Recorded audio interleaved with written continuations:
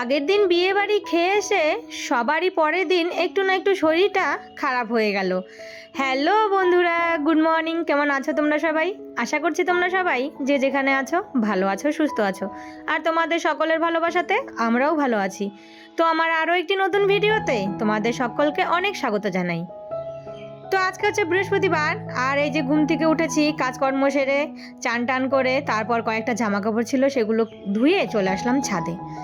আর ওই যে শাড়িটা পরেছিলাম, তো শাড়িটা একটু রোদে দিয়ে দিলাম। তো এখন কটা বাজে ঠিক বলতে পারছি না, কিন্তু ভালোই হয়তো বেজে গেছে। দেখো কি সুন্দর রোদ উঠে গেছে। আর ভিডিওটা আগের দিন করা, ভয়েসটা পরের দিন দিচ্ছি, তাই না টাইমটা ঠিক বলতে পারছি না।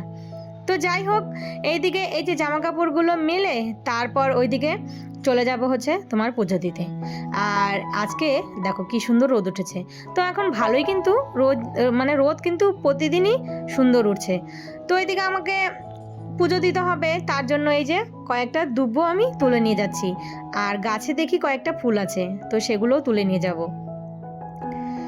তো এই যে গাছ দুব্বগুলো লাগিয়েছিলাম, তো বেশ কিন্তু ভালো হয়েছে। আর এই অসময় কিন্তু এই দুব্বগুলোই কাজে দেয়। তো চলে এসেছি নিচে। এইদিকে আমার এসে পুজো টুজো দেওয়া হয়ে গেছে। তো আজকে পুজো দিতে অনেকটা সময় লাগবে, তার জন্য আর ভিডিও করা হয়নি। কেননা বৃহস্পতিবার পুজো দিতে গেলে না অনেকটাই সময়, আর এই ভিডিও করতে হলে এই মোবাইল এখানে সেট করো, ওখানে সেট করো, এই করতে করতে কিন্তু অনেকটা সময় কেটে যায়। তাই কিন্তু আর এই যে ভিডিও করলাম না। তো যাই হোক, এদিকে আমি চুলটা মুখে একটু ক্রিম মেখে নিলাম, তারপর চুলটা আঁচড়িয়ে এখন এই যে তোমার একটু সিঁদুর পরে চলে যাব রান্নাঘরে। আর উঠেছি কিন্তু আজকে একটু লেট করেই, মাথাটা না ঝিমঝিম করছে, কেন জানি না, অনেক রাতে শোয়া হয়েছে ওর জন্যই হয়তো। তো চলো, এদিকে ছেলেকেও ডেকে তুলতে হবে। তো বাজে এখন 9টা মতো। আর এইদিকে তো আমার কোনো কাজকর্ম কিছুই হয়নি, শুধু পুজো দিয়ে আসলাম।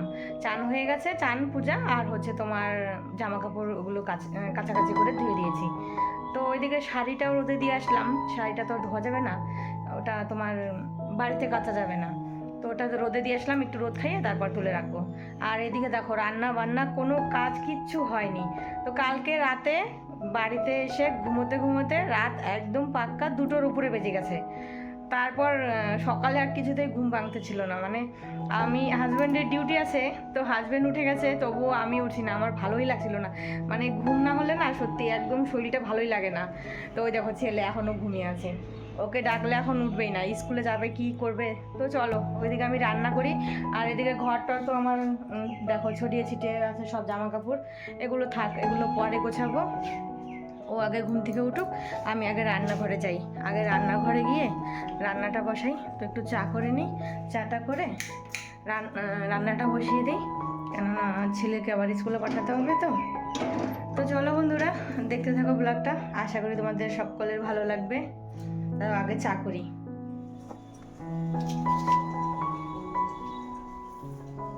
এইদিকে চাটা বসিয়ে দিলাম, আর ওইদিকে ভাতটাও বসিয়ে দিব। ভাতটা হতে থাক, ভাতটা হয়ে গেলে ছেলেকে খাইয়ে তারপর ওকে স্কুলে পাঠিয়ে দিতে পারবো।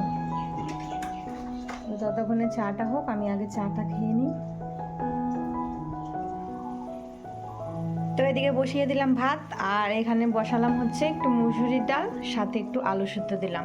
তো আলু সেদ্ধ আর ডাল হয়ে গেলে না সকালের খাওয়া হয়ে যাবে। আর এই যে আমার চা রেডি। তো চা আর হচ্ছে কুকিজ। তো তোমরা এটাকে কি বলো অবশ্যই কমেন্ট করে জানিও। তো আমরা তো বলি কুকিজ। তো চলো চাটা খেয়ে নিই। আর মাথাটা না খুব ব্যথা করতেছে, জানো, অনেক রাত জাগা হয়েছে।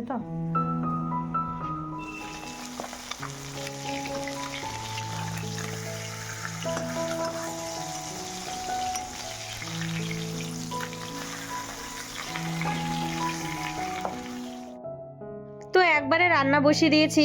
আজকে রান্না করব এই হালকা পাতলার মধ্যে, একটু পাতলা করে পাবদা মাছের ঝোল করব, ডাল করব, আর সাথে একটা কিছু করব। তো আজকে এই যে আলু মাছটা ভেজে তুলে আলুটার বেগুনটা আলাদা আলাদা করে ভেজে তারপরে হচ্ছে তোমার মশলা কষিয়ে মাছের ঝোল করব। আর আজকে না কালকে রাত জাগা হয়েছে, অনেক রাতে ঘুমানো হয়েছে, বিয়েবাড়ি খাওয়া দাওয়া হয়েছে। তারপর না শরীরটা না কেমন যেন না একটু ডিস্টার্ব দিচ্ছে মনে হচ্ছে। দেখবে বেশি রাতে খাওয়া দাওয়া করলে তারপর তেল মশলা খাওয়ার উপর না একটু শরীরটা খারাপ হয়ে যায়। তো মাথাটা প্রচণ্ড পরিমাণে ব্যথা হচ্ছে, তো মনে হচ্ছে একটু গ্যাস হয়েছে। তো এদিকে কাজ করছি কিন্তু মাথাটার ব্যথা আর কিছুতেই কমছে না। তো যাই হোক, এর মধ্যে কিন্তু আমার রান্না হয়ে গেছে। আর এদিকে তোমার গ্যাসটা সমস্ত কিছু পরিষ্কার করে এই যে সমস্ত বাসনগুলো, বাসন বলতে কয়েকটা বাসনই আছে, তো এগুলো এখন ভালো করে পরিষ্কার করে নিচ্ছি। আর সাথে কড়াইটা, আর কড়াইটা তো সঙ্গে সঙ্গেই মাজি, না হলে কড়াইতে একবার যদি তেল মশলা আটকে যায় না, তাহলে কিন্তু আর পরিষ্কার হতে চায় না একদমই। এর মাঝে অনেকটা সময় কেটে গেছে, একদম সন্ধে টন্ধে দিয়ে তারপর চলে আসলাম। তো এইদিকে জামা কাপড়গুলো ভাঁজ করে এখন এই যে জায়গা মতো রেখে দিব। শাড়িটা এই যে ভালো করে পাট করে ভাঁজ করে রেখে দিচ্ছি, কেননা এই শাড়ি তো আর সবসময় পরা হয় না। এই শাড়িটা আমার মা আমার বোনের বিয়ের সময় আমাকে দিয়েছিল। তো এই বেনারসিটা আনা হয়েছিল শিলিগুড়ির থেকে। তো বোনের বেনারসি বিয়ের যে বেনারসিটা কেনা হয়েছিল সেই দোকান থেকেই এই শাড়িটা মা আমাকে দিয়েছিল। তো এই যে এই শাড়িটা আমার খুব ভালো লাগে। তো যাই হোক, এই দেখো ছেলের ব্লেজারটাও মানে কোট প্যান্টটাও এই যে তোমার জায়গা মতন রেখে দিচ্ছি। আর এই যে তোমার শাড়ি আর হচ্ছে ব্লাউজ এগুলো রাখার প্যাকেট কিনেছিলাম, তো সেগুলোর মধ্যে ভরে রেখে দেবো। এই যে এই সবুজ শাড়িটা লাল আর সবুজের মধ্যে মানে টিয়া কালার, এই শাড়িটাও কিন্তু আমার ভীষণ পছন্দের। এই শাড়িটা আমার বোনের শ্বশুরবাড়ি থেকে আমাকে দিয়েছিল। আর এই শাড়িটা সত্যি আমার না, আমি পরেছি যেদিন সেদিন থেকে আমার এই শাড়িটার প্রতি খুব মায়া, মানে খুব ভালো লাগে পরতে। এই শাড়িটা কালারটাও খুব সুন্দর। তারপর চলে এসেছি রাত্রি ওই 9:30 মতন বাজে, মানে 9টার ওপরেই বাজে।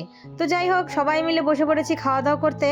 আর এদিকে ছেলের ভাতটা মাখিয়ে দিচ্ছি। তো আমার বড় ছেলে ছোট ছেলে দুজনেরই ভাত মাখিয়ে দিতে হয়।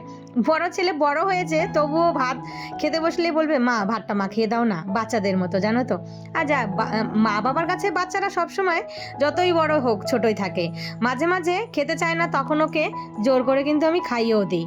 তো এই যে ওদের জন্য মাছ ভাজা করেছি, বেগুন ভাজা করেছি, আর দুপুরে হচ্ছে ডাল আছে, তোমার আছে হচ্ছে বিনস ভাজি, আর এইদিকে আছে তোমার মাছের ঝোল। আর মাছের ঝোল দুপুরে আমি একদমই খাইনি জানো তো, আমার একদম খেতেই ইচ্ছে ছিল না, বললাম না শরীরটা একটু খারাপ খারাপ লাগছিল। তো এই যে পাতলা করে মাছের ঝোল করেছি, তবুও খাইনি। তো দেখো মাছের ঝোল একদম ধরাই রয়ে গেছে, শুধু হাজবেন্ডকে একটু দিয়েছি, আর ছেলেও খাইনি আমিও খাইনি। তো যাই হোক, রাতের বেলা সবাই মিলে আমরা একসঙ্গে খেতে বসেছি।